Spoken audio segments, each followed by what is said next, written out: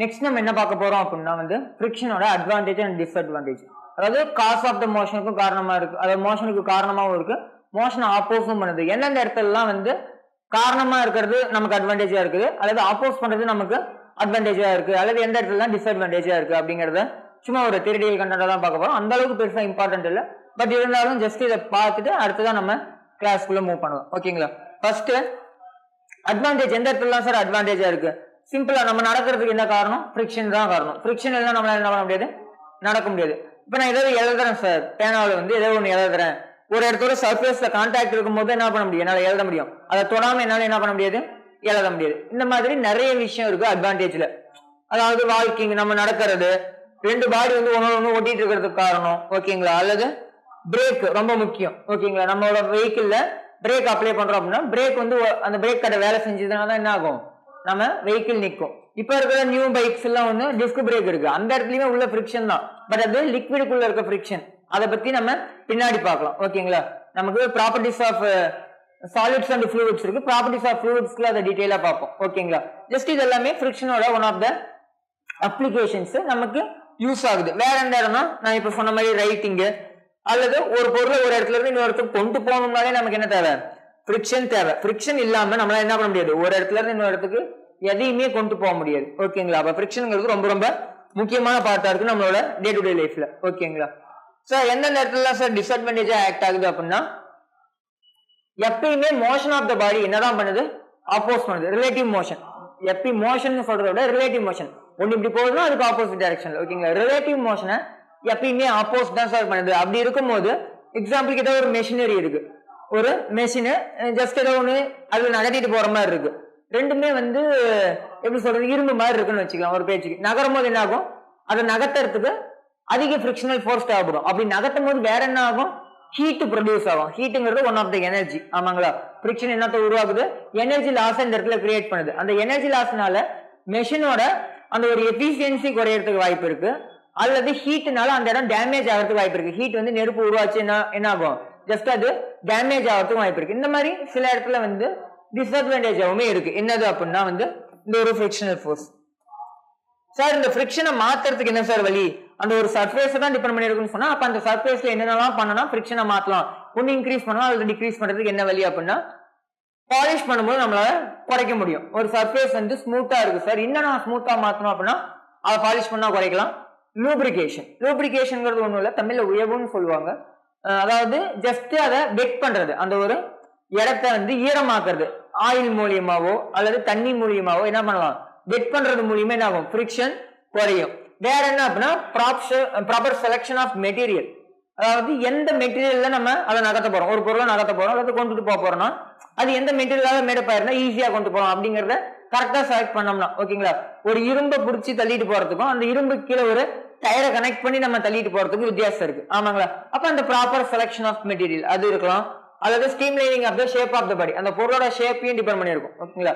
அந்த ஷேப்பை வந்து நமக்கு ஏற்ற மாதிரி அந்த ஒரு சர்ஃபேஸ்க்கு ஏற்ற மாதிரி நம்ம மாடிஃபை பண்ணோம் அப்படின்னா ஈஸியா கொண்டு போகலாம். இந்த ஷேப்ல தான் உங்களுக்கு என்ன வரும், அந்த ஒரு டயர்ஸ் இதெல்லாம் வரும். ஓகேங்களா? சார் வேற என்ன சார் பண்ண முடியும்னா பால் பியரிங். பால் பியரிங்னா ஜஸ்ட் நீங்க ஸ்பின்னர் பார்த்துருப்பீங்க. ஓகேங்களா? ஜஸ்ட் கையில வச்சு ஜஸ்ட் இப்படி சுத்தி விட்டுருப்பாங்க, அதுல அந்த ஒரு 3 பால்ஸ் வந்து இருக்கும். ஓகேங்களா? அது என்ன பண்ணும்னா ஜஸ்ட் சுத்தும் போது ரொட்டேட் ஆகும்போது என்ன பண்ணும், ஃப்ரிக்ஷன் அங்க ரெடியூஸ் பண்ணும். ஓகேங்களா? ஜஸ்ட் அதுதான் என்னன்னு சொல்லுவாங்க அப்படின்னா பால் பியரிங்னு சொல்லுவாங்க. வேற எந்த இடத்துல சார் அப்படின்னா இன்க்ரீஸ் பண்றதுக்கு, இதெல்லாம் டிக்ரீஸ் பண்றதுக்கு சொல்லிட்டு இருந்தேன். ஓகேங்களா? இன்க்ரீஸ் பண்றதுக்கு என்ன பண்ண முடியும்னா, ஒரு ஸ்மூத் சர்ஃபேஸ்ல மணலை அள்ளி கொட்டுறோம் அப்படின்னா என்ன ஆகும், கொஞ்சம் ஃப்ரிக்ஷன் வரதுக்கு வாய்ப்பு இருக்கு. ஓகேங்களா? மணல், ஓகேங்களா, சாண்டுன்னு சொல்லியிருக்காங்க, சம் சாண்டு, ஸ்லிப்பரி கிரவுண்ட்ல. அதே மாதிரி மேனுஃபேக்சரிங் டயர்ஸ், டயர்ஸை வந்து எதை பேஸ் பண்ணி பண்ணலாம் அப்படின்னா ரப்பர், சிந்தட்டிக் ரப்பர் மூலியமா நம்ம எதுக்காக பண்றோம் அப்படின்னா ரப்பர் மூலியமா உருவாக்குற அந்த ஃப்ரிக்ஷன் அதிகமா இருக்கும். எதை கம்பேர் பண்ணும்போது அப்படின்னா மற்ற எந்த மெட்டீரியல்ஸ் வரும், அந்த ஒரு ரீசனுக்காக தான் நம்ம என்ன பண்றோம், எல்லா டயர்லயுமே ரப்பர் யூஸ் பண்றோம். ரப்பர் டயர் தான் நம்ம யூஸ் பண்ணுவோம். நமக்கு அதை தாண்டி வெவ்வேறு பொருட்கள் இருக்கு, பட் ஏன் ரப்பர் யூஸ் பண்றோம்னா இதுதான் ரீசன். இதே இரும்பு டயரா இருந்துச்சுன்னா என்ன ஆகும், ஃப்ரிக்ஷன் கம்மியா இருக்கும். அந்த இடத்துல அந்த ஒரு சர்ஃபேஸ்க்கும் ரோட்டுக்கும் நம்மளோட அந்த ஒரு டயருக்கு நடுவில் இருக்க ஃப்ரிக்ஷன் எப்படி இருக்கும், கம்மியா இருக்கும். ரப்பர்ல அது அதிகமா இருக்கிறதுனால நம்ம ரப்பர் யூஸ் பண்றது மூலியமா ஃப்ரிக்ஷனை அதிகரிக்கவும் முடியும் அப்படிங்கிற மாதிரி சொல்லியிருக்காங்க. ஓகேங்களா? ஜஸ்ட் எல்லாமே உங்களுக்கு தியரிட்டிக்கல் கண்டென்ட் தான். நெக்ஸ்ட் பார்க்க போறது ரொம்ப முக்கியமானது என்ன அப்படின்னா ஃப்ரிக்ஷனை பேஸ் பண்ண conditions. First condition angle of friction. என்னது ஆங்கிள் ஆஃப் ஃபிரிக்ஷன். சிம்பிளா சொல்லுங்க, இந்த மாதிரி ஒரு பிளாக்கே எடுத்துக்கோங்க. ஓகேங்களா, நம்ம இதை பேஸ் பண்ணி தான் படிக்கவும் போறோம். இந்த மாதிரி ஒரு பிளாக்ல Pங்கிற அப்ளை ஃபோர்ஸ் இந்த டைரக்ஷன்ல இருக்கு, mg கீழே இருக்கு, மேல நார்மல் இருக்கு எப்பயும் போல. ஓகேங்களா, நான் பொருள் இந்த டைரக்ஷன்ல நகர்த்துறேன் சார், பொருள் நகருதுன்னு வச்சுக்குவோம். இந்த டைரக்ஷன்ல ஆக்சலரேஷன் இருக்கு, அப்ப ஆப்போசிட் டைரக்ஷன்ல என்ன இருக்கும், ஃபிரிக்ஷன் இருக்கும். அப்படி பொருள் நகரும் போதோ அது வந்து பொருள் நகர்றதுக்கு முன்னாடியோ, பொருள் நகர்றதுனால இந்த டைரக்ஷன்ல ஃபோர்ஸ் இருக்குங்கும் போதே என்ன பண்ணும், லிமிட்டிங் ஃபிரிக்ஷன் இந்த டைரக்ஷன்ல ஆக்ட் ஆக ஆரம்பிச்சிடும், ஸ்டாட்டிக் ஃபிரிக்ஷன் வந்து ஆக்ட் ஆக ஆரம்பிச்சிடும். அப்ப அந்த உருவாகிற ஃபிரிக்ஷனல் ஃபோர்ஸுக்கும் நார்மல் ரியாக்ஷன் இருக்குல்ல அதுக்கும் நடுவில் இருக்க அந்த ஒரு ரிசல்டன்ட் ஃபோர்ஸ் மேக் பண்ற ஆங்கிள் தான் ஆங்கிள் ஆஃப் ஃபிரிக்ஷன். மறுபடியும் சொல்றேன், நார்மல் ரியாக்ஷனுக்கும் உருவாகிற ஃபிரிக்ஷனல் ஃபோர்ஸுக்கும் நடுவில் ரிசல்டன்ட் இருக்கும். இதுவும் ஒரு ஃபோர்ஸ், இதுவும் ஒரு ஃபோர்ஸ். அப்ப இதுக்கான ரிசல்டன்ட் ஃபோர்ஸ் இதுக்கு நடுவில் இந்த மாதிரி இருக்கும். வெக்டர் லா ஆஃப் அடிஷன் வந்து அப்ளை பண்றது தான், வேற எதுவும் இல்லை. அப்ப இந்த ரிசல்டன்ட் ஃபோர்ஸ் அதை நான் என்னன்னு எடுத்திருக்கேன், எஸ்ன்னு எடுத்திருக்கேன். அதுக்கும் நார்மல் ரியாக்ஷனுக்கு நடுவில் இருக்க அந்த ஒரு ஆங்கிள் தான் என்னதுன்னா ஆங்கிள் ஆஃப் ஃபிரிக்ஷன் அப்படின்னு சொல்லியிருக்காங்க. ஓகேங்களா, அந்த இடம் தான் என்னது ஆங்கிள் ஆஃப் ஃபிரிக்ஷன். இந்த தீட்டாங்கிறது வந்து நம்ம இந்த இடத்துல என்ன யூஸ் பண்றேன், ஆங்கிள் ஆஃப் ஃபிரிக்ஷனுக்காக யூஸ் பண்றேன்.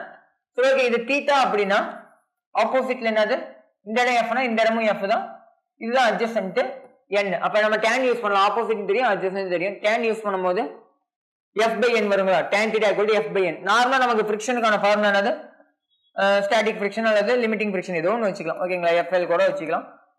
μs × n வருங்களா, μs × n. நமக்கு μ வேணும்னா என்ன பண்ணலாம், f/n அப்ளை பண்ணலாங்களா, f/n. இங்க அதான வந்திருக்கு f/n. அப்ப இந்த f/n என்ன நம்ம கோஎஃபிஷியன்ட் ஆஃப் ஃபிரிக்ஷன் எழுதிக்கலாங்களா, μ எழுதிக்கலாம். ஓகேங்களா, கோஎஃபிஷியன்ட் ஆஃப் ஃபிரிக்ஷன் tan θ ஓட வேல்யூ = μ. அப்ப எனக்கு தீட்டா மட்டும் வேணும் சார் அப்படின்னா tan இன்வெர்ஸ் ஆஃப் μ. ஓகேங்களா, இந்த ஃபார்முலா ரொம்ப ரொம்ப முக்கியம். tan θ = μ. tan θ எப்பயுமே எதுக்கு ஈக்குவலா இருக்கும், கோஎஃபிஷியன்ட் ஆஃப் ஃபிரிக்ஷன். எக்ஸாம்பிளுக்கு ஒரு क्वेश्चनல அவங்க வேல்யூஸ் கொடுத்திருக்காங்க, அல்லது tan θ ஓட வேல்யூ ஆங்கிள் கொடுத்துட்டாங்க, ஆங்கிள் கொடுத்துட்டு கோஎஃபிஷியன்ட் ஆஃப் ஃபிரிக்ஷன் கேட்டாங்கன்னா நீங்க எதுல தான் அப்ளை பண்ணணும், tanல அந்த வேல்யூவோட மதிப்பு என்ன, tanல அந்த ஒரு பர்టిక్యులர் ஆங்கிளுக்கு என்ன மதிப்போ அதுதான் எதோட மதிப்பு, கோஎஃபிஷியன்ட் ஆஃப் ஃபிரிக்ஷனோட மதிப்பு. எப்பயுமே அதோட வேல்யூ எப்படி தான் இருக்கும், 0 to 1 தான் இருக்கும், அதை மறந்துடாதீங்க. ஓகேங்களா, இந்த கோஎஃபிஷியன்ட் ஆஃப் லிமிட்டிங் ஃபிரிக்ஷன் இதுல இருந்து என்ன தெரியுதுன்னா, இந்த கோஎஃபிஷியன்ட் ஆஃப் லிமிட்டிங் ஃபிரிக்ஷன் எதுக்கு ஈக்குவலா இருக்கு, ஆங்கிள் ஆஃப் ஃபிரிக்ஷனோட டான்ஜென்ட் வேல்யூக்கு ஈக்குவலா இருக்கு. தீட்டாங்கிறது angle of friction, angle of ஃபிரிக்ஷனோட டான்ஜென்ட் வேல்யூக்கு கோஎஃபிஷியன்ட் ஆஃப் ஃபிரிக்ஷன் ஈக்குவலா இருக்கு அப்படிங்கிற மாதிரி இந்த இடத்துல நம்ம இதை சொல்ல முடியும், அந்த ஒரு ஃபார்முலாவை. அடுத்தது இந்த ஒரு ரிசல்டன்ட் ஃபோர்ஸ் எஸ் இருக்கு இல்லைங்களா, அதை எப்படி கண்டுபிடிக்கலாம், அந்த ஒரு ரிசல்டன்ட் ஃபோர்ஸை எப்படி கண்டுபிடிக்கலாம். டயக்ராம் என்ன இருந்துச்சு, இந்த இடத்துல Pங்கிற அப்ளைடு ஃபோர்ஸ், மேல நார்மல் ரியாக்ஷன், கீழே mg, இந்த டைரக்ஷன்ல ஃபிரிக்ஷனல் ஃபோர்ஸ், இந்த மாதிரி இந்த ஆங்கிள் தீட்டா, இதுதான் எஸ்ங்கிற ரிசல்டன்ட் ஃபோர்ஸ். ஓகேங்களா, இந்த ரிசல்டன்ட் ஃபோர்ஸ் எப்படி சார் கண்டுபிடிக்கிறது, இது ஒரு ஃபோர்ஸ், இது ஒரு ஃபோர்ஸ், இது ஒரு ரிசல்டன்ட் ஃபோர்ஸ். ரெண்டு ஃபோர்ஸும் ஒண்ணுக்கு ஒண்ணு எப்படி இருக்கு, 90 டிகிரில இருக்கு. அப்ப நம்ம அதோட ரிசல்டன்ட் கண்டுபிடிக்கணும் அப்படின்னா என்னது, நத்திங் பட் வெக்டர் அடிஷன் தான், √(a² + b² + 2ab cos θ. ஓகேங்களா, இந்த இடத்துல ஆங்கிள் 90ங்கும் போது cos 90 தேவையில்ல, வேல்யூ 0 ஆயிடும். அப்ப a² + b² போது n² + f², அவ்வளவுதான். ஓகேங்களா, அப்ப √(n² + f²), f பதிலா ஃபிரிக்ஷன், ஃபிரிக்ஷனுக்கு பதிலா என்ன யூஸ் பண்ணலாம், ஃபிரிக்ஷன் = μmg. அது வந்து கைனடிக் ஃபிரிக்ஷனா k யூஸ் பண்ணிக்குவோம், ஸ்டாட்டிக் ஃபிரிக்ஷனா அங்க l யூஸ் பண்ணிக்குவோம், மத்தபடி வேற எதுவும் இல்லை. ஓகேங்களா, அடுத்தது இல்ல வேல்யூ அப்ளை பண்ணி நம்ம mg ரெண்டுலயும் காமனா இருக்கா, mg² காமனா வெளியே எடுத்தோம், இங்க ரெண்டுலயும் mg² இருக்கும், mg² காமனா வெளியே எடுத்து அந்த mg² ரூட்டுக்குள்ள இருந்து வெளியே எடுத்தா mg ஆயிடும். ஓகேங்களா, மீதி இந்த இடத்துல என்ன இருக்கும், மியூ இருக்கும், இங்க ஸ்கொயர் வரனால μ², இந்த இடத்துல எதுவுமே இல்லை, அப்ப 1, அப்ப μ² + 1, அப்ப s = mg × μ² + 1. ஒருவேளை அந்த ஒரு சர்ஃபேஸ்ல ஃபிரிக்ஷனே இல்ல சார், இது நமக்கு தெரிஞ்சதுதான், இருந்தாலும் சொல்லிடலாம், நான் இந்த சர்ஃபேஸ்ல ஃபிரிக்ஷனே இல்ல சார்னா இது 0, 0 + 1 0 தான், 1 ரூட்ல இருந்து எடுத்தாலும் 1 தான். அப்ப என்ன கிடைக்கும், s = mg ன்னு கிடைக்கும். ஃபிரிக்ஷனே இல்லனா s நமக்கு இருக்காது வேல்யூ. ஓகேங்களா, இருக்காது மீன்ஸ் ரொம்ப கம்மியா இருக்கும், மினிமம். ரிசல்டன்ட் ஃபோர்ஸ் எந்த டைரக்ஷன்ல இருக்கும், மினிமமா இருக்கும். அதோட மேக்னிட்யூட் எதுக்கு ஈக்குவலா இருக்கும், mg க்கு ஈக்குவலா இருக்கும். mg என்னவோ அதேதான் என்னது அந்த ரிசல்டன்ட் ஃபோர்ஸுமே இந்த இடத்துல. ஓகேங்களா, which means அந்த ஆங்கிள் ஆஃப் ஃபிரிக்ஷனோட அந்த ஒரு ரிசல்டன்ட் ஃபோர்ஸோட வேல்யூ. ஓகேங்களா, இந்த s எதுல இருந்து எது வரைக்கும் சார் இருக்கும் அப்படின்னா மினிமம் இந்த mg தான். மினிமம் வேல்யூ என்னது mg, மேக்ஸிமம் வேல்யூ இது √(μ² + 1 × mg. அப்ப இந்த s ஓட வேல்யூ mg க்கு ஈக்குவலா இருக்கலாம், இல்லனா அதோட பெருசா இருக்கலாம். mg √(μ² + 1 ஓட 1 க்கு ஈக்குவலா இருக்கலாம், இல்லனா அதோட எப்படி இருக்கலாம், கம்மியா இருக்கலாம். இதை தாண்டி போக முடியாது, இதை தாண்டி இந்த பக்கமும் கீழேயும் வர முடியாது. இதுதான் மினிமம், இதுதான் மேக்ஸிமம். அப்ப இந்த ஒரு ரேஞ்ச் இதுவுமே ப்ரீவியஸ் இயர் क्वेश्चंसல கேட்டிருக்காங்க நீட்ல. ஓகேங்களா, இந்த தியரிட்டிக்கல் பேஸ்ல சம் பேஸ்லயுமே வரும், தியரிட்டிக்கல் பேஸ்லயுமே 1-2 क्वेश्चंस கேக்குறாங்க ஃபிரிக்ஷன்ல. அதனால தான் ஃபுல் அண்ட் ஃபுல் மொத்தமா பார்த்துட்டு இருக்கோம். ஓகேங்களா, நெக்ஸ்ட் ஆங்கிள் ஆஃப் ஃபிரிக்ஷனுக்கு அப்புறம் இதுவும் இன்னொரு முக்கியமான கண்டிஷன், ஆங்கிள் ஆஃப் ரீபோஸ். என்னது? Angle of repose. சிம்பிளா சொல்லிடுறேன். அது வந்து ஒரு சமதளத்துல பார்த்தோம் ஆங்கிள் ஆஃப் ஃபிரிக்ஷன்ங்கிறது. இது என்ன அப்படின்னா, ஒரு சமதளத்திலே நான் ஒரு பொருளை வச்சுட்டேன், அது நகரமானா நகராது, எந்த ஒரு ஃபோர்ஸும் இங்க கொடுக்க போறதில்ல. அங்க ஃபோர்ஸை கொடுத்து நகர்த்தணும், இங்க எந்த ஃபோர்ஸும் கொடுக்க போறதில்ல. நான் அந்த சமதளத்தை கொஞ்சம் கொஞ்சமா சாய்தளமா மாத்துறேன். அந்த ஒரு பிளேன் சர்ஃபேஸ இன்க்ளைன்டு சர்ஃபேஸ ஜஸ்ட் இன்க்ளினேஷன் பண்றேன், கொஞ்சம் கொஞ்சமா மேல ஏத்துறேன். ஓகேங்களா, அந்த இன்க்ளினேஷனோட அளவை மேல ஏத்துறேன். அப்படி ஏத்தும் போது ஒரு பர்டிகுலர் ஆங்கிள் அது என்ன ஆக ஆரம்பிக்கும்? நகர ஆரம்பிக்கும். என்ன ஆக ஆரம்பிக்கும்? நகர ஆரம்பிக்கும். அதுதான் இந்த இடத்துலயும் the angle of repose is defined as the angle of inclined plane with the horizontal such that the body placed on it just begins to slide. எந்த ஒரு பர்டிகுலர் ஆங்கிளுக்கு சமமா இருக்கிறத கொஞ்சம் கொஞ்சமா நகர்த்தும் போது எந்த பர்டிகுலர் ஆங்கிளுக்கு அது வந்து சாய ஆரம்பிக்குதோ, சறுக்க ஆரம்பிக்குதோ, அந்த ஒரு பர்டிகுலர் ஆங்கிளுக்கு பேர் என்னது? Angle of repose. சிம்பிள். ஓகேங்களா, இந்த இடத்துல அந்த ஆங்கிள் என்னன்னு சொல்லியிருக்கேன், அங்க ஆல்பா, அங்க தீட்டா இருக்கிறதுனால இந்த இடத்துல ஆல்பான்னு எடுத்துறேன். இந்த இடம் ஆல்பானா நமக்கு எப்பயுமே தெரியும், இந்த இடம் ஆல்பா. இது ஆல்பாங்கும் போது இது சைனு, இது காஸ். அப்ப இது எம்ஜி சைனு, இது எம்ஜி காஸ். இந்த இடத்துல தீட்டாக்கு பதிலா நான் ஆல்பா யூஸ் பண்ணிருக்கேன். அவ்வளவுதான். கீழே ஸ்ட்ரைட்டா எம்ஜி இருக்கு. இந்த இடத்துல நார்மல், இந்த இடத்துல என்னது? ஃபிரிக்ஷனல் ஃபோர்ஸ் ஆக்ட் ஆகும். இந்த பொருள் இப்படிதான் நகர போது ஆங்கிள் ஆஃப் ரீபோஸ் போது ஜஸ்ட் இன்க்ளினேஷன் பண்றேன், பொருள் இந்த டைரக்ஷன்ல நகருது, ஆக்சலரேஷன் இந்த டைரக்ஷன்னா ஆப்போசிட் டைரக்ஷன்ல தான். இந்த எஃப்ங்கிறது நாட் அப்ளை ஃபோர்ஸ், இந்த இடத்துல ஃபிரிக்ஷனல் ஃபோர்ஸ். ஓகேங்களா, நோட் பண்ணிக்கங்க. அந்த இடத்துல அது என்னது? Frictional force. ஓகேங்களா, இந்த இடத்துல ஆல்பாங்கிறது angle of repose limiting condition, அதாவது நகர போகுது, நகர்ல. ஓகேங்களா, நகர்ந்துச்சு அப்படின்னா என்ன ஆகும்? நம்ம ஆக்சலரேஷனுக்குள்ள போகணும். ஓகேங்களா, F = ma குள்ள போகணும். இந்த இடத்துல நகர்ல ஜஸ்ட் நகர போகுது. ஓகேங்களா, அப்ப நகர்றது நமக்கு வேணும். நகர போகுது அப்படிங்கிற கண்டிஷனை வச்சு நான் ஈக்குவேஷன் எழுதுறேன். ஓகேங்களா, ஜஸ்ட் இந்த டைரக்ஷன்ல என்ன இருக்கும்? இந்த வந்தா இந்த பக்கம் தான் வரணும். அப்ப அதை ஆப்போஸ் பண்றதுக்கு ஆப்போசிட் டைரக்ஷன் இந்த இடத்துல ஸ்டாட்டிக் ஃபிரிக்ஷன் இருக்குன்னு வச்சுக்கலாம், அல்லது அந்த ஒரு லிமிட்டிங் ஃபிரிக்ஷன் வரைக்கும் இருக்குன்னு வச்சுக்கலாம். ஓகேங்களா, அப்ப எஃப் வந்து எதுக்கு ஈக்குவலா இருக்கு? எஃப்ங்கிறது ஃபிரிக்ஷன் எதுக்கு ஈக்குவல்? எம்ஜி சைனுக்கு ஈக்குவல், நார்மல் எம்ஜி காஸ்க்கு ஈக்குவல். அப்ப normal equal to m g cos theta. அப்ப எஃப் பை என் ரெண்டு நான் டிவைட் பண்றேன்னா எம்ஜி எம்ஜி கேன்சல் ஆயிட்டு sine by cos tan alpha. அப்ப f by n tan alpha. இதுக்கு முன்னாடி நம்ம ஒரு ஃபார்முலா பார்த்தோம், f by n equal to tan theta. ரெண்டு ஒரே ஃபார்முலா தானே? இங்க ஆல்பா, இங்க தீட்டா, இங்கேயும் எஃப் பை என், இங்கேயும் f by n. F by எனுக்கு பதிலா என்ன யூஸ் பண்ணலாம்? மியூ யூஸ் பண்ணலாம், அல்லது வேற என்ன யூஸ் பண்ணலாம்? டேன் தீட்டா யூஸ் பண்ணலாம். அப்ப டேன் தீட்டாவும் டேன் ஆல்பாவும் இந்த இடத்துல ஈக்குவலுங்கும் போது டேன் டேனை நம்ம கேன்சல் பண்ணிட்டோம்னா நமக்கு என்ன கிடைக்கும் அப்படின்னா தீட்டா ஈக்குவல் டு ஆல்பா. ரொம்ப முக்கியம். அதாவது ஆங்கிள் ஆஃப் ஃபிரிக்ஷனும் ஆங்கிள் ஆஃப் ரீபோஸும் சேம் தான். ஓகேங்களா, சமதளத்துல இருந்தா அது ஆங்கிள் ஆஃப் ஃபிரிக்ஷன் சொல்றோம், அதே சாய்தளத்துல இருக்கிறத ஆங்கிள் ஆஃப் ரீபோஸ்னு சொல்றோம். ஓகேங்களா, the coefficient of limiting friction வந்து இந்த இடத்துல ஈக்குவலா தான் இருக்கு. ஓகேங்களா, அப்படிங்கும்போது angle of friction equal to angle of repose அப்படிங்கிற இந்த ஒரு கண்டிஷன் கிடைக்குது. சரிங்க சார், இந்த இடத்துல நம்ம வேற எந்த மாதிரி क्वेश्चन கேட்கலாம்? இது வந்து ஒரு கண்டிஷன். இந்த இடத்துலயுமே tan θ = mu. எல்லா இடத்துலயுமே அப்ப என்ன யூஸ் பண்ணலாம்? சமதளமா இருந்தாலும் சரி, சாய்தளமா இருந்தாலும் சரி, tan θ = mu. ஓகேங்களா, tan θ = mu அல்லது tan alpha = mu. இது வேணாலும் நம்ம யூஸ் பண்ணிக்கலாம். நெக்ஸ்ட் இன்னும் ஒரே ஒரு கண்டிஷன் இந்த இடத்துல என்ன அப்படின்னா, ஒரு particular minimum force for a motion, அதாவது ஒரு பொருள் நகர்த்துறதுக்கு தேவையான மினிமம் ஃபோர்ஸ். இதுல நிறைய கண்டிஷன்ஸ் இருக்கு, பட் பெருசா இந்த क्वेश्चंस கேக்குறது இல்ல. ஜஸ்ட் இந்த ஒரு ஃபார்முலா மட்டும் ஃபைனல் ஃபார்முலா எழுதிருக்கேன். கண்டிஷனை சொல்லிட்டு ஃபார்முலாவை சொல்லிடுறேன். கண்டிஷன் என்னன்னா, இந்த மாதிரி ஒரு பாடி இருக்கு, இது வந்து ரஃப் சர்ஃபேஸ், அதுல பீங்கிற ஒரு ஃபோர்ஸ் பர்டிகுலர் ஆங்கிள் நான் ஆக்ட் பண்றேன், அந்த ஆங்கிள் ஆல்பான்னு எடுத்துக்கிறேன். ஓகேங்களா, அப்ப இந்த இடத்துல அதை நகர்த்துறதுக்கு தேவையான மினிமம் ஃபோர்ஸ் எவ்வளவு? வேகமா பிடிச்சிட்டு தான் நகரும். ஓகேங்களா, மினிமமா இவ்வளவு ஃபோர்ஸ் தேவை சார் அதை நகர்த்துறதுக்கு அப்படின்னா அந்த இடத்துல என்ன ஃபார்முலா யூஸ் பண்ணலாம் அப்படிங்கிறது தான். அப்ப பி இந்த டைரக்ஷனா காஸ் தீட்டா, இந்த இடம் தீட்டா ஆல்பாங்கும் போது காஸ் இங்க வந்துடும், சைன் இங்க வந்துடும். அதான் காம்பனன்ட் பிரிச்சிருக்கேன். நார்மலா மேல n இருக்கும். ஓகேங்களா, நார்மல் சைன் இங்க இருக்கு, p sine theta, sine theta ஒரு ஆல்பா, இந்த இடத்துல ஆல்பான்னு யூஸ் பண்ணிருக்கோம். ஓகேங்களா, ஜஸ்ட் இதெல்லாம் காம்பனன்ட்ஸ். இதை நம்ம இங்கேயுமே என்ன பண்ண போறோம்? ஜஸ்ட் இந்த ஒரு மினிமம் ஃபோர்ஸ் போது நம்ம ஈக்குவேஷன் ஆஃப் மோஷன்ல அப்ளை பண்ணி சால்வ் பண்ணும்போது அந்த மினிமம் ஃபோர்ஸுக்கான வேல்யூ பி மினிமம்ங்கிறது minimum force to require minimum force require to move a object. ஓகேங்களா, அதுக்கான ஃபார்முலா மியூ எம்ஜி √1 + இந்த இடத்துல உங்களுக்கு மாஸும் கோஎஃபிஷியன்ட் ஆஃப் ஃபிரிக்ஷனும் தெரிஞ்சா நீங்க இதை சால்வ் பண்ணிடலாம். ஓகேங்களா, இதை பேஸ் பண்ணி பெருசா சம்ஸ் இருக்கிறதுல இருந்தாலும் ஜஸ்ட் கண்ணில் பார்த்து வச்சுக்கோங்க. ஒரு ஃபார்முலா மட்டும் ஃபைனல் ஃபார்முலா மட்டும் கொடுத்துருக்கேன். ஓகேங்களா, mu m g √1 + μ². Next acceleration of the block. இது வரைக்கும் நம்ம பொருள் நகர்றத வச்சு ஈக்குவேஷன் எழுதல. ஒருவேளை பொருள் நகர்ந்துச்சுன்னா சார், நம்ம சமதளத்திலையும் சாய்தளத்திலையும் இருக்கட்டும், சமதளத்திலயும் இருக்கட்டும், பொருள் நகர்ல F = MA குள்ள போல, F = ஆப்போசிட்ல இருக்க பொருள் நகர்ல, பொருள் நகராத கண்டிஷன்ல பார்த்தோம். ஒருவேளை பொருள் நகர்ந்துச்சுன்னா சார் என்ன பண்ணலாம் அப்படின்னா, ஃபர்ஸ்ட் கண்டிஷன் சமதளத்துல இருந்தே போயிடலாம். ஓகேங்களா, பிளேன் சர்ஃபேஸ்ல இருந்தே போயிடலாம். இதுலயுமே ஃபிரிக்ஷன் இருக்குது அப்படின்னா அந்த ஒரு கோஎஃபிஷியன்ட் ஆஃப் ஃபிரிக்ஷன் ஆக்ட் ஆகும், அதனால ஃபிரிக்ஷன் இருக்கு.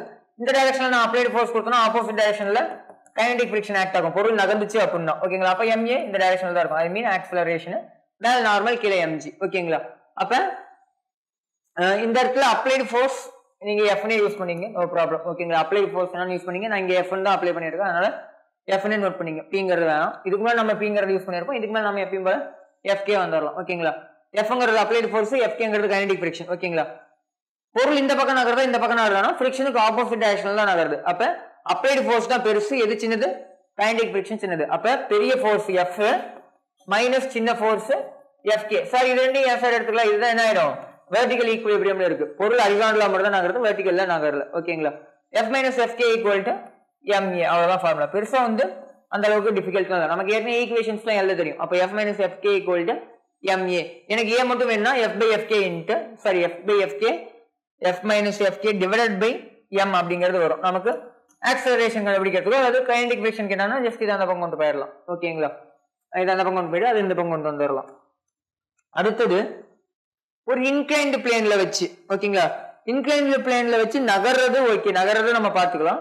பட் நகர்றதுக்கு முன்னாடி நகராம இருக்கும்போது என்ன கண்டிஷனு, நகர ஆரம்பிக்குது அப்படிங்கும் போது என்ன கண்டிஷனு, நகர்ந்தும் போது என்ன கண்டிஷன் அப்படிங்கிற மாதிரி டிஃபரெண்டா பார்த்துடலாம். ஃபர்ஸ்ட் பிளேன் சர்ஃபேஸ் பார்த்தாச்சு. இப்ப இன்க்ளைன்டு சர்ஃபேஸ் ஆங்கிள் வந்து நான் தீட்டான்னு எடுத்துக்கிறேன். ஓகேங்களா, ஆங்கிள் என்னன்னு எடுத்துக்கிறேன், தீட்டான்னு எடுத்துக்கிறேன். அப்ப எப்படி காம்பனன்ட்ஸ் பிரிக்கலாம், நார்மலா கீழே mg காசு, இந்த mg சைடு, மேல நார்மல். பொருள் நகர்ந்தாலும் நகர்லனாலும் நான் இப்படி வச்சேன்னா என்ன ஆகும், நகர்ல அப்படிங்கும் போது ஒருவேளை நகர்னா இந்த பக்கம் தான் நகர்ந்து வரும். ஆமாங்களா, நான் எந்த ஒரு ஃபோர்ஸுமே கொடுக்கல, ஒருவேளை நகர்ந்துச்சுன்னா இப்படிதான் வரும். அப்ப இதுக்கு ஆப்போசிட் டைரக்ஷன்ல இப்ப என்ன இருக்கு, ஸ்டாட்டிக் ஃபிரிக்ஷன் ஆக்ட் ஆயிட்டு இருக்கு. ஆப்போசிட் டைரக்ஷன் என்ன இருக்கு, ஸ்டாட்டிக் ஃபிரிக்ஷன் ஆக்ட் இருக்கு. அந்த ஸ்டாட்டிக் ஃபிரிக்ஷன் எப்படி இருக்கும் அப்படின்னா கண்டிப்பா அதிகமா இருக்கும். எதை விடனா நார்மலா நமக்கு ஃபார்முலா என்னது, tan θ = μ, பொருள் நகராதப்ப tan θ = μ. இந்த இடத்துல ஈக்குவல்னு சொல்லலாம், கண்டிப்பா ஈக்குவலா தான் கொடுக்கும். இந்த இடத்துல ஃபிரிக்ஷன் எவ்வளவு இருக்கோ அதுக்கு ஏத்த அளவு தான் என்ன இருக்கும், இந்த ஆங்கிளுமே இருக்கும் நகரல அப்படின்னா. ஓகேங்களா, சொல்றது புரியும்னு நினைக்கிறேன். அப்ப tan θ μ ஈக்குவலா தான் இருக்கும். ஒருவேளை சில கண்டிஷன்ல எப்படி இருக்கலாம், அதிகமாவும் இருக்கலாம். ஆக்சுவல் ஃபிரிக்ஷனோட வேல்யூ எப்படி இருக்கலாம், அதிகமாவும் இருக்கலாம். அப்ப இந்த இடத்துல கோஎஃபிஷியன்ட் ஆஃப் ஃபிரிக்ஷன் அதிகம்னா மியூங்கிறதுனால, மியூங்கிறது nothing but coefficient of friction தான். கோஎஃபிஷியன்ட் ஆஃப் ஃபிரிக்ஷன் என்ன இருக்கலாம், tan θ அதிகமாவும் இருக்கலாம், அல்லது மியூஎஸ்க்கு ஈக்குவலாவும் இருக்கலாம். ஓகேங்களா, மியூஎஸ்க்கு ஈக்குவலா இருக்கலாம், அல்லது அதிகமாவும் இருக்கலாம், அல்லது நார்மல் எதுக்கு ஈக்குவலா இருக்கலாம், mg காஸ்க்கு ஈக்குவலா இருக்கலாம். இந்த ஃபிரிக்ஷனல் ஃபோர்ஸ் mg சைனுக்கு ஈக்குவலா இருக்கலாம். அப்ப நார்மல் mg காஸ்க்கு ஈக்குவல், ஃபிரிக்ஷன் mg சைனுக்கு ஈக்குவல். இந்த இடத்துல ஆக்சலரேஷன் இருக்கானா கண்டிப்பா இல்ல, ஏன்னா ரெண்டுமே வெர்டிகல்லையும் பேலன்ஸ் பண்ணிடுச்சு, ஹரிசாண்டல்லையும் பேலன்ஸ் பண்ணிடுச்சு. Horizontal equilibrium and vertical equilibrium ரெண்டுலயுமே இருக்குங்கிறதுனால பொருள் கண்டிப்பா நகராது, இந்த இடத்துல ஆக்சலரேஷன் இருக்காது. சார் ஆக்சலரேஷன் இல்ல சார், அப்ப அந்த ஒரு கான்டாக்ட் ஃபோர்ஸ் இருக்கும்ல சார், நார்மல் ரியாக்ஷனுக்கு ஃபிரிக்ஷன் நடுவுல இருக்க அந்த ஒரு கான்டாக்ட் ஃபோர்ஸ். ஓகேங்களா, அந்த கான்டாக்ட் ஃபோர்ஸ்க்கான ஃபார்முலா சார் இந்த இடத்துல அதேதான். ஓகேங்களா, இந்த டைரக்ஷன்ல கான்டாக்ட் ஃபோர்ஸ், அப்ப ரிசல்டன்ட் இங்க இருக்கும். ஓகேங்களா, நார்மலுக்கும் ரிசல்டன்ட் நடுவுல இருக்கு இந்த ஆங்கிள் தான் என்னது, அந்த angle of friction or angle of repose இந்த இடத்துல. ஓகேங்களா, அதை வச்சு நம்ம யூஸ் பண்ணும்போது அந்த ரிசல்டன்ட் ஃபோர்ஸ் எஸ் நான் யூஸ் பண்ண முன்ன இந்த இடத்துல வேற எந்த மாதிரி யூஸ் பண்ணலாம்னா கான்டாக்ட் ஃபோர்ஸ் FC அல்லது ரிசல்டன்ட் ஃபோர்ஸ் கேபிட்டல் ஆர் கூட வச்சுக்கலாம். ஓகேங்களா, ரிசல்டன்ட் ஃபோர்ஸ் ஆர் வேணும், ஏன் அப்படின்னா நம்ம நார்மல் ரியாக்ஷனுக்கு அதை யூஸ் பண்ணுவோம். ஓகேங்களா, FC மட்டும் போதும். ஓகேங்களா, அந்த கான்டாக்ட் ஃபோர்ஸ் அல்லது நெட் ஃபோர்ஸ் அப்படிங்கிறது எப்படி எழுதலாம்னா இந்த இடத்துலயும் என்னதான் ரெண்டு ஃபோர்ஸும் பர்பெண்டிகுலரா தான் இருக்கு. அப்ப 90 degree a² + b² 2ab cos θ, cos வந்து வேல்யூ 0 ஆயிடும். அப்ப √f² + n². ஓகேங்களா, fங்கிறது நதிங் பட் ஃபிரிக்ஷன் தான். இந்த இடத்துல ஃபிரிக்ஷனை வந்து எப்படி யூஸ், எதுக்கு ஈக்குவல், ஃபிரிக்ஷன் இந்த இடத்துல எதுக்கு ஈக்குவல், mg சைனுக்கு ஈக்குவல். அதே மாதிரி நார்மல் எதுக்கு ஈக்குவல், mg காஸ்க்கு ஈக்குவல். அப்ப mg sine mg cos square பண்ணி ரூட் எடுத்து வெளியில எடுக்கும்போது mg² இருக்கும், தனியா வெளியே எடுத்துடலாம். ஓகேங்களா, m²g² தனியா வெளியில எடுத்துடலாம். இங்க sin², இங்க cos², sin² θ + cos² θ வேல்யூ என்னது 1. அப்ப m²g² வெளியில எடுத்தோம்னா என்ன கிடைக்கும், நமக்கு mg ன்னு கிடைக்கும். அப்ப இந்த இடத்துல கான்டாக்ட் ஃபோர்ஸ் எதுக்கு ஈக்குவல், mg க்கு தான் ஈக்குவல். ஏன்னா பொருள் நகரல, சமதளமா இருக்கட்டும் சாய்தளமா இருக்கட்டும், சமதளமா இருக்கட்டும் சாய்தளமா இருக்கட்டும், பொருள் நகரல அப்படின்னா கான்டாக்ட் ஃபோர்ஸோட வேல்யூ என்னதான் mgக்கு ஈக்குவலா தான் இருக்கும் ஓகேங்களா ஜஸ்ட் தியரிட்டிக்கலா கேட்கறதுக்கு வாய்ப்பு இருக்கு ஏன்னா இதை வச்சு சம்ஸ் பெருசா கேட்க முடியாது ஓகேங்களா theoretical content association reason content அந்த மாதிரி தான் கேட்க முடியும் அடுத்தது ஒருவேளை பொருள் நகர ஆரம்பிக்குது ஓகேங்களா object to move on a rough surface about to move condition இருக்கும்ல ஓகே இந்த condition the object is about to move ஓகேங்களா அதாவது மூவ் ஆக போகுது ஓகேங்களா இப்பயும் மூவ் ஆக போகுது இப்பயும் எதுவுமே மாறாது ஓகேங்களா அந்த மியூஎஸ் வந்து tan θ ஈக்குவலா இருக்கும் அங்க வந்து கிரேட்டரா இருக்கும் இங்க வந்து என்ன ஜஸ்ட் அதுக்கு ஈக்குவலா இருக்கும் நார்மல் எப்பயும் போல mg cos தான் ஈக்குவல் f mg sin தான் ஈக்குவல் f mg sin க்கு ஈக்குவல் நார்மல் mg cos க்கு ஈக்குவல் ஓகேங்களா அப்ப இங்கேயுமே ஆக்சலரேஷன்ல about to மூவ் ஆகத்தான் போகுது கண்டிப்பா மூவ் ஆகல ஓகேங்களா அப்ப அந்த ஒரு ஃபோர்ஸ் எக்ஸ்ட்ராடும் அதே மாதிரி தான் டெரிவேஷன் வரப்போகுது சேம் fc வர வேல்யூ என்னதான் வரப்போகுது mg ன்னு வரப்போகுது ஆனா டெரிவேஷன் போடல மேல என்ன டெரிவேஷன் வந்துச்சோ அதே தான் வரப்போகுது ஓகேங்களா அப்ப fc ஈக்குவல் டு mg க்கு ஈக்குவலா இருக்கும் ஓகேங்களா அடுத்த ரெண்டு கண்டிஷன் ஓகேங்களா ஃபர்ஸ்ட் கண்டிஷன் இப்ப மூவ் ஆகுது எங்க மூவ் ஆகுதுன்னா ஜஸ்ட் நான் இங்க வைக்கிறேன் கீழே மூவ் ஆகுது ஓகேங்களா ஜஸ்ட் நான் பிளேன் இன்க்ளைன் பண்ணும்போது என்ன ஆகுது கீழே மூவ் ஆகுது நான் எந்த ஒரு ஃபோர்ஸுமே கொடுக்கல ஓகேங்களா அப்ப கீழே மூவ் ஆகுதுன்னா இந்த டைரக்ஷன்ல எப்பயும் போல mg sin இந்த இடம் mg cos இந்த இடம் mg இந்த இடம் θ அதே மாதிரி இந்த இடம் θ இந்த இடம் θனா இந்த இடத்துல கான்டாக்ட் ஃபோர்ஸ் இருக்கும் இந்த இடம் என்னதாகும் θவாகும் பொருள் இந்த டைரக்ஷன்ல வரதுனால ஆக்சலரேஷன் ma இந்த டைரக்ஷன்ல இருக்கு ma இந்த டைரக்ஷன்ல இருக்கு மாஸ் வந்து இந்த டைரக்ஷன்ல மூவ் ஆகுது ஆக்சலரேஷனை டினோட் பண்ணுது ஓகேங்களா சரி இப்போ எப்படி சார் ஈக்குவேஷன் எழுதலாம் பொருள் கீழே வருது ஆப்போசிட் டைரக்ஷன்ல இருக்கிறது என்னது ஃபிரிக்ஷன் இந்த பக்கம் நகர போதுனா நகரல அப்ப இது ரெண்டு என்ன ஆயிடும் இது ரெண்டு ஈக்குவலா இருக்கும் அப்படி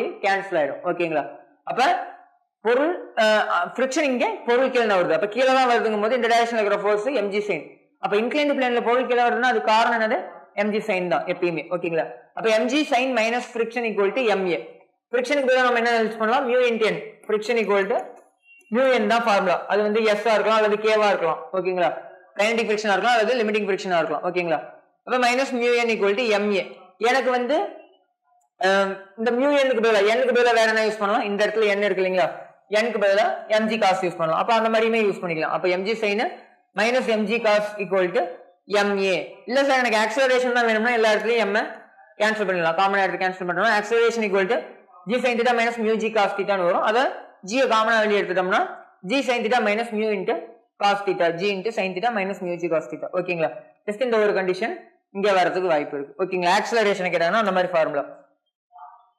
frictionless inclined planeல ஒருவேளை frictionless inclined plane நம்ம ஏற்கனவே பார்த்தாச்சு ஓகேங்களா முன்னாடியே பார்த்திருப்போம் அந்த இடத்துல என்ன இருக்காது mu இருக்காது அதனால mu க்கு பதிலா வேல்யூ 0 போறோம்னா நமக்கு என்ன கிடைக்கும் g sin θ தான் கிடைக்கும் அந்த இடத்துல நமக்கு ஆக்சலரேஷனுக்கான ஃபார்முலா g sin θ தான் கிடைச்சிருக்கும் என்ன வெரிஃபை பண்ணி பாருங்க ஓகேங்களா இதே ஃபார்முலால இருந்து நம்ம அந்த கண்டிஷனையுமே டெரைவ் பண்ணலாம் அந்த இடத்துல நம்ம ஆக்சுவல் கண்டிஷன் வச்சு டெரைவ் பண்ணிருப்போம் இந்த ஃபார்முலால இருந்து அதை டெரைவ் பண்ணிரலாம் ஏன்னா இந்த இடத்துல ஃபிரிக்ஷன் இல்லங்கும்போது mu நம்ம எடுத்துறலாம் muங்கிறது என்னது இந்த இடத்துல கோஎஃபிஷியன்ட் ஆஃப் ஃபிரிக்ஷன் நெக்ஸ்ட் ஒருவேளை பொருள் மேல போகுது sir retardation of the block up rough inclined plane ஓகேங்களா மேல் பக்கமா இப்ப மூவ் ஆகுது கீழ் பக்கம் மூவ் ஆகிறதுக்கு பதிலா இப்ப என்ன ஆகுது மேல் பக்கமா மூவ் ஆகுது சார் ரிட்டார்டேஷன் நடக்குது ஒருவேளை ஏதோ ஒரு ஃபோர்ஸை கொடுத்து நகர்றோம்னு வச்சுக்கலாம் ஓகேங்களா ஒரு பேஜுக்கு ஒரு ஃபோர்ஸை கொடுத்து நகர்த்துறோம் அல்லது ரிட்டார்டேஷன் ஃபோர்ஸை கொடுத்து நகர்த்தும் போது சரி ஃபோர்ஸ் கொடுத்து நகர்த்தும் போது நம்ம எஃப் அப்ளை பண்ணுவோம் எந்த ஃபோர்ஸை கொடுத்தோமோ அதை அப்ளை பண்ணுவோம் இந்த இடத்துல ரிட்டார்டேஷன் என்னது அதோட ஸ்பீடு குறையுது அப்படின்னா அது ரிட்டார்டேஷன் சொல்லலாம் அந்த மாதிரி கண்டிஷனுக்கு இது என்ன பண்ணலாம் அப்ளை பண்ணலாம்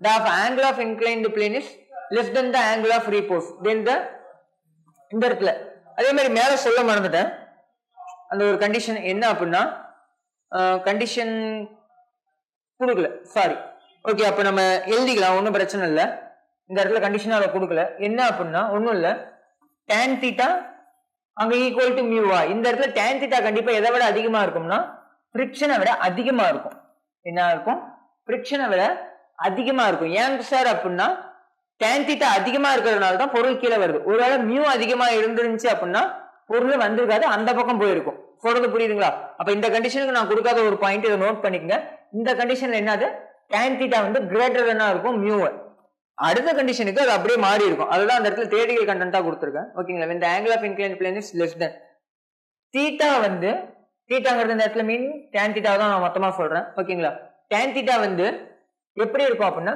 கம்மியா இருக்கும் எதை விடனா கோஎஃபிஷியன்ட் ஆஃப் ஃபிரிக்ஷனை விட கம்மியா இருக்கும் அப்ப என்ன ஆகும் அப்படின்னா ஆப்போசிட்ல இருக்கும் ஓகேங்களா தென் தி அப்வர்ட் மோஷன் வந்து நடக்கிறதுக்கு வாய்ப்பு இருக்கு அப்ப ஒரு பொருள் வந்து மேல போகுதுன்னு வச்சுக்கலாம் பொருள் மேல போனா ஃபிரிக்ஷன் எங்க ஆக்ட் ஆகும் கீழே ஆக்ட் ஆகும் பொருள் மேல போச்சுன்னா ஃபிரிக்ஷன் எங்க ஆக்ட் ஆகும், கீழே ஆக்ட் ஆகும். அப்ப கீழே mg சைன் இருக்கு, ஃபிரிக்ஷன் இருக்கு. இந்த இடத்துல என்னது நார்மல். ஓகேங்களா, மேல போறதுக்கான காரணம் எனி அப்ளைடு ஃபோர்ஸா இருக்கலாம். நான் இந்த இடத்துல என்னது அதை சூடோ ஃபோர்ஸா யூஸ் பண்ணிக்கிறேன். நான் MA வந்து யூஸ் பண்ணிக்கிறேன். என்ன ஃபோர்ஸ்னே தெரியல, MA யூஸ் பண்ணிக்கிறேன். அப்ப MA equal to mg sin plus f அல்லது MA equal to mg sin f க்கு பதிலா mu mg cos யூஸ் பண்ணலாங்களா? f க்கு பதிலா mu into n யூஸ் பண்ணலாம். ஃபிரிக்ஷனுக்கு பதிலா n க்கு பதிலா இந்த mg cos இந்த இடத்துல யூஸ் பண்ணலாம். அப்ப mu mg cos னு மாறிடும். அப்ப n sin θ mu mg cos θ. இதுலயுமே எனக்கு ஆக்சலரேஷன் தான் வேணும்னா g sin θ plus mu g cos θ னு வந்துரும். அங்க மைனஸ் வந்துருக்கும். ஒண்ணும் இல்ல, மேல இருந்து கீழே வந்தா மைனஸ் இந்த ஃபார்முலால, கீழ இருந்து மேல போனா பிளஸ் ஆக்சலரேஷனுக்கான ஃபார்முலா. இந்த இடத்துலயும் ஒரு வேளை நம்ம அப்ளை பண்ணி பார்த்துக்கலாம். என்ன அப்படின்னா mu ஃபிரிக்ஷன் இல்ல அப்படின்னா சேம் அதே ஃபார்முலா தான் வரும். a equal to g sin θ அப்படிங்கிறது தான் நமக்கு இங்க கிடைக்கும். ஓகேங்களா, ஃபிரிக்ஷன்லெஸ் சர்ஃபேஸ். ஓகே, இந்த ஒரு கண்டிஷன் வரைக்கும் போதும்னு நினைக்கிறேன் இந்த ஒரு கிளாஸ். நெக்ஸ்ட் கிளாஸ்ல வந்து நம்ம ஒரு பொருளுக்கு மேல இன்னொரு பொருள், இது வரைக்கும் நம்ம பார்த்தது என்ன அப்படின்னா ஒரு பாடி ஸ்மூத் சர்ஃபேஸ்ல நகர்றது, நகராம இருக்கிற கண்டிஷன், ரஃப் சர்ஃபேஸ்ல நகர்றது, நகராம இருக்கிறது.